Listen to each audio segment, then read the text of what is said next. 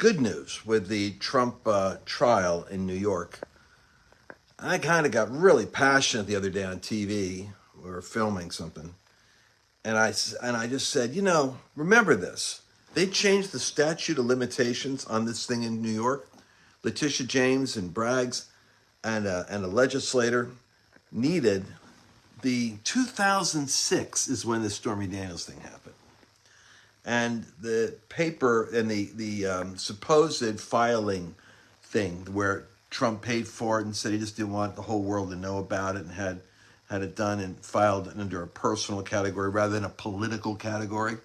Well, the Democrats went crazy. They said, if we only could have caught that plus the Access Hollywood video, the combination of the two would have knocked out the evangelicals. They would have not voted, and we had a Hillary. And Merrick Garland, I won't make any comments on him, but I'll just say that guy who was chasing down pro-life Catholics and locking them up for 5 years, like he just did with a woman because she stood outside a pro-life location and prayed and handed out roses. 5 years in prison. He would be on the Supreme Court instead of Kavanaugh. And Hillary would have had everyone else. So they're so upset that Trump won. They knew that if that Stormy Daniels thing if they had access to it, they could have destroyed Trump. It's all retroactive hatred. So they got the statute of limitations law changed in New York in order to go after Trump. And then they waited 30 months so that they could tie him up for 5 to 7 weeks on the campaign trail and possibly produce a conviction and put him behind bars for a photo op, even if he gets back out again, in order to label him as a criminal before the election. You understand that what we're up against now is principalities and powers that are so cloaked in flesh and blood. When Paul said we wrestle not with flesh and blood, he didn't mean people aren't involved. He said people are our problem. But the problem is the demons that control those people. That's what Ephesians is. It's not like, the people, forget the people. It's that over there in the corner of the room. No, it's that in the corner of the room. It's got that person. So these people are under the control of demons. If they have any more power given to them for another 48 months, I mean, I think they'll come after us. I mean, we're already, look what they're doing with the Jewish people. Can you believe that 20% of Americans are polled sympathetic to Hamas, sympathetic to ISIS, sympathetic to terrorists, sympathetic to the guys in 9/11 that killed Americans? That's equivalent of what this is. It's a strange world we're in. So I find my comfort, however, in the fact that the axe is laid to the root of the trees, meaning God is actually exposing what's there. It's better, far better for, let's say you've got an argument about whether or not you want to hire an exterminator. And you and your wife have other things you could spend money on. You can't see what they are, but you think you got rodents. And then one day a rat runs across the living room floor or the kitchen. You go, why? The first thing you do is get that, kill him. So what has to happen sometimes is what's hidden has to be exposed so that you can properly prioritize your values. In America, looking at the campus stuff, don't think that hasn't had an effect. This isn't like the 2020 summer of riots because that was clouded under the racial spirit. And, people were thinking, well, maybe there's something to it. But now they're looking back at COVID. They're looking back at the riots. They're looking back at even George Floyd. They're looking back now at what's happening in the campuses. And they're not coming to the same conclusion they came to then because time has caused them to traffic in the house. And they're seeing something very dangerous. No, they conspired to put Trump up and delay all these trials. Letitia James, with Alvin Bragg, Fannie Willis, Jack Smith. So they commiserated to make sure all four landed almost consecutively in such a way as to tie Trump up and lock Trump up before the election. 30 months they waited. And then they had statute of limitations in the New York case, which the federal government dismissed. It was a filing issue of the check and a fine or a misdemeanor. It wasn't a lock you up thing, which they've inflated into 38. Someone said to me, Charles Manson only had 10, indictments against him as a murderer, and Trump has 90. I think the American people actually see it. So the axe is being laid to the root of the tree. Now, what you need to know is that Jack Smith screwed up in Florida because the FBI in there, Christopher Wray, and I think Garland, if Trump gets elected, both those guys, they're on the list of people that they haul off for criminal investigations. They have a lot of reasons to want to take this election. I mean, they have a lot of reasons. They're all projecting, oh, Trump's going to have a vengeance. No, it's not vengeance. It's going to call it justice. He's going to go after all these guys. And they know it. And there they are.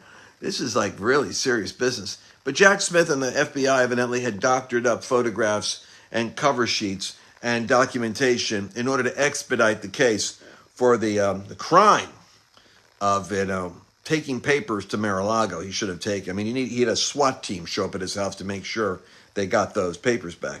Some people speculate the papers that are going to be the documentation that'll put them away for Russiagate, which was also a cleverly orchestrated Obama and intelligence community sting operation on Trump while a citizen and campaigning. This stuff is really sick. All of us that were never involved with the political and never cared to are really getting a front row seat. I mean, God's dragged us into this thing to see how the sausage is made, and I think He's doing it because we're supposed to make sausage. We're supposed to be the guys that are exercising the maturity to be able to have a say in the affairs of this life rather than just focus on the next life. Certainly, we don't want the devil to control this life.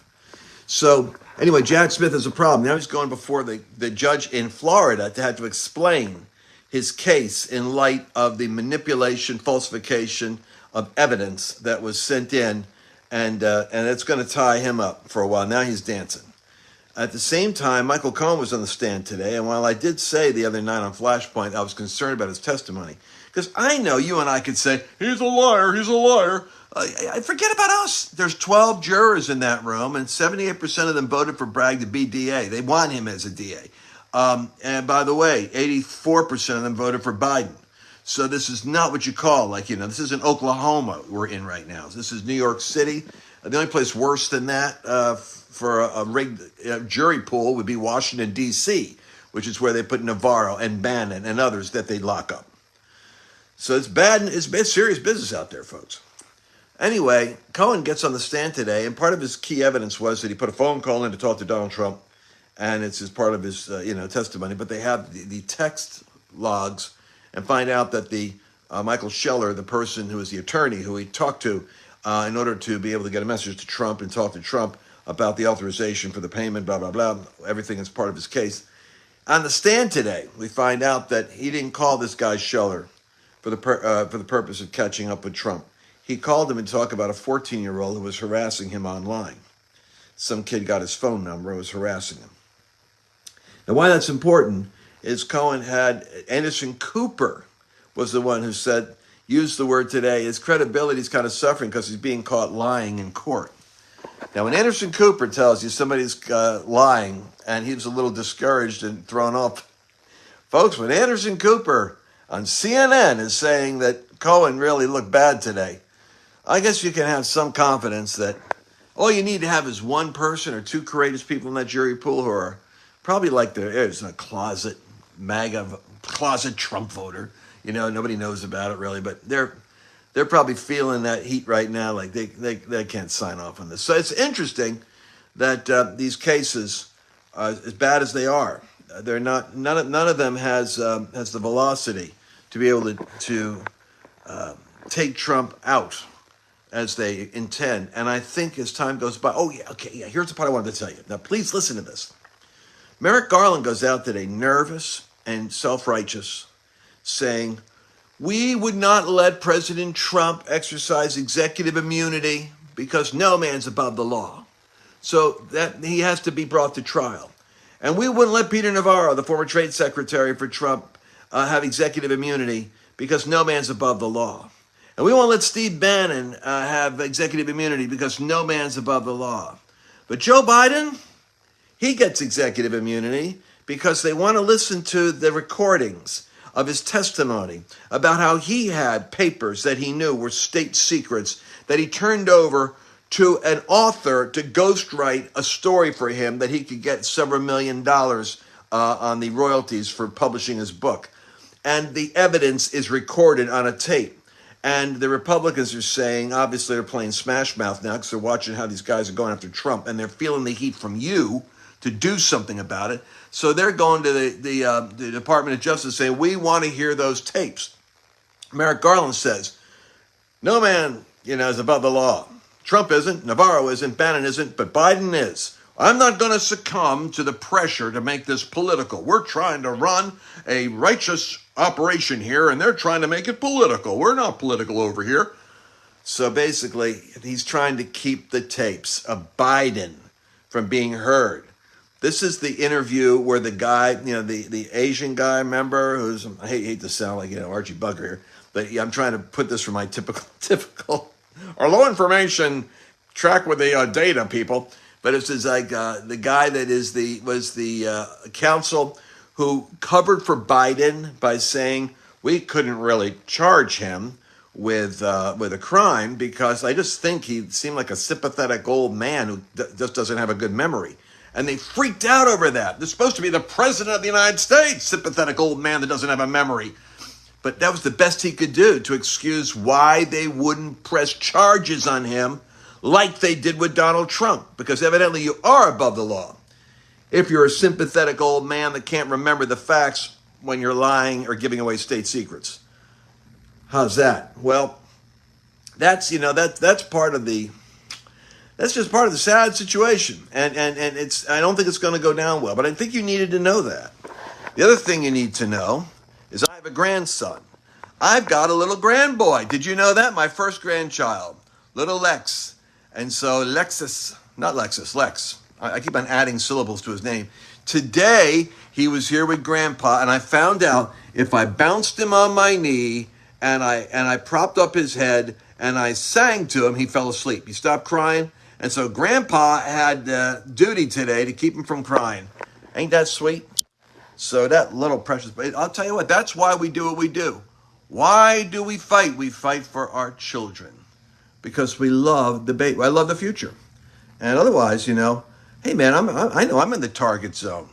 Hey, Trudeau, Twinkle Toes, Trudeau, our narcissistic prime minister to the north, is now targeting for hate speech violations anyone who doesn't match their new code for hate speech. But what's worse is, the bill he passed says it's retroactive.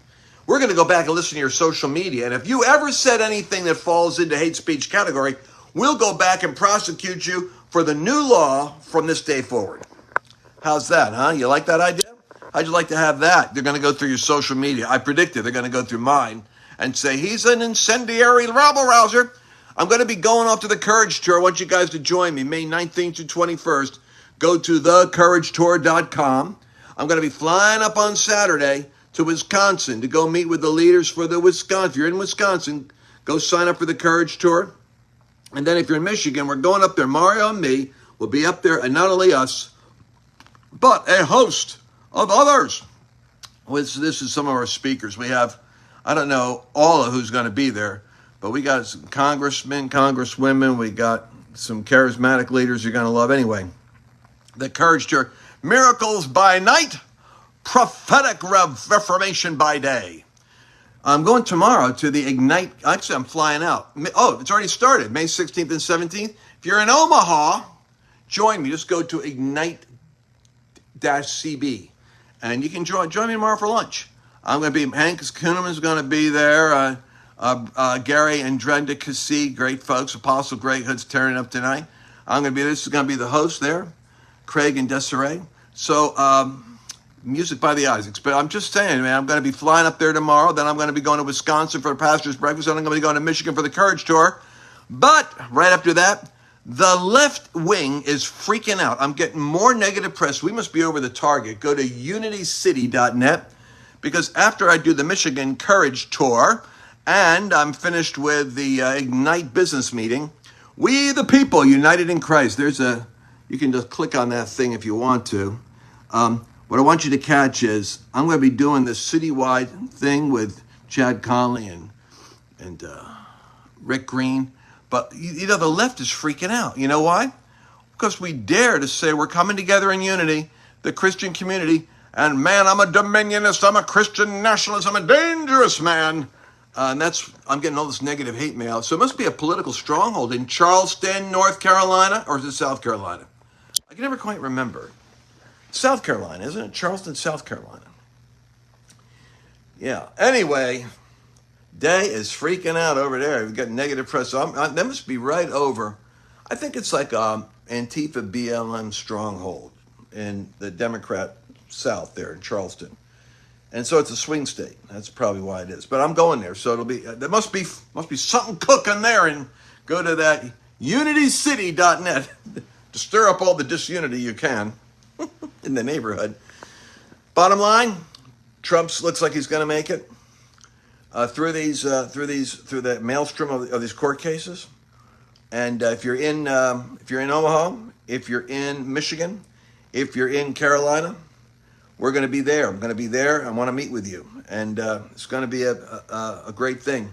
And as you're praying for America, like I said, pray that the axe will be laid to the root of the tree, that the fruit of the tree can be made manifest. I think if people are halting between two opinions, they really need to get a whiff of what's coming. And we need to get it fast because, I mean, it's just like crazy. Do you know that we have more terrorists coming in through Canada now than through the South? I mean, the southern border is wide open. But Canada is the border where we're discovering a lot are coming through. And here's the other thing which is concerning to me. The government was requested to explain what nations are coming through. And they refused to list the names of the terrorists apprehended or the nations they've come from. That makes me suspect that we're talking about Afghanistan, Pakistan, Syria, and Iran. We're talking about, probably Yemen, the Sudan. In other words, we're talking about potential terrorist states. And they don't want you to know the names or the nations they're coming from. Why? Why not? Why can't you know? Because it'll stoke the fear that they're letting that this Gaza thing, this anti-Semitism, is being fed by a spirit that our doors are wide open to Islamic radicalism and extremism. As though, Trump did such a great job of killing that and then the Abraham Accords, and now it's coming back again, just like anti-Semitism coming back again. These things come in cycles because Satan is coming down. The problem is, Satan's losing his power, but he's coming closer to earth. It's like Hamas. He's using human shields. And we're like the Israelis in the sense that we got to separate the human from the demonic and go after those spirits because these people haven't got a clue what they're dealing with. There's a metaphor for some of you. Makes sense to me. All right, I love you all. Thanks for watching. I had 1,200 a minute ago. We're going down to 700. So you got to know when to exit. So I'm going to exit now. But do pray for me that I have the divine strength, because tomorrow I'll be flying to 2 cities a day starting tomorrow. Omaha in the morning, Wisconsin at night, and then Michigan, and back to Texas. Catch you guys later. God bless.